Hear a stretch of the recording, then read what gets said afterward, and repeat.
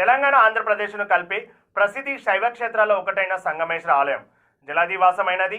ఎగువ ప్రాంతంలో ఉన్న భద్రానదికి వరద రావడంతో పైన కురుస్తున్న భారీ వర్షాలకు కృష్ణానది నుంచి శ్రీశైలం జలాశయానికి వరద నీరు భారీగా చేరడంతో ఆలయ దగ్గరికి నీరు చేరుకోవడం జరిగింది. కృష్ణానదికి చీరసారెలు సమర్పించి మంగళహారతులు ఇచ్చారు. గర్భాలయంలోని వేపదారు శివలింగానికి ఆలయ పురోహితులు పూజలు నిర్వహించారు. ప్రవాహం ఇలాగే కొనసాగితే మరో 3 రోజులు గుడి పూర్తిగా కృష్ణమ్మ గుడిలోకి చేరుతుందని బావిలన్నారు. అదే జరిగితే మళ్ళీ స్వామివారి దర్శనం కోసం 8 నెలలు ఆగాల్సిందేనని, వరద నీటిలో మునిగిన తర్వాత సంగం తీరం ఒక సముద్రాన్ని తలపిస్తూ ప్రపంచంలో 7 నదులు ఒకే చోట కలిసి ఏకైక ప్రదేశం సంగమేశ్వరం. ఈ నదులని కలిసి జ్యోతిర్లింగం అష్టాదశ శక్తిపీఠమైన శ్రీశైలం పుణ్యక్షేత్రాన్ని తాకుతూ చివరికి సముద్రంలో కలుస్తాయని తెలిపారు.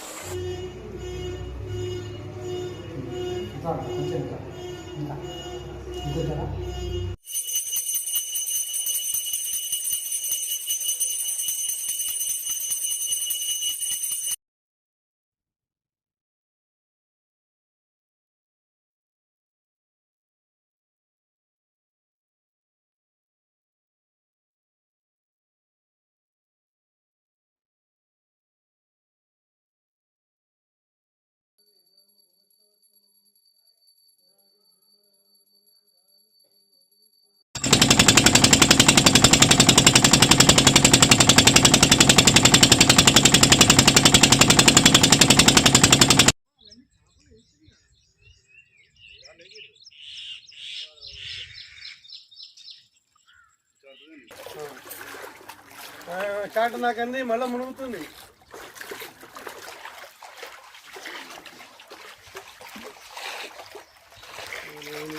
సర్వభూతానాం బ్రహ్మోధిపతి బ్రహ్మయోధిపతి బ్రహ్మ శివోనే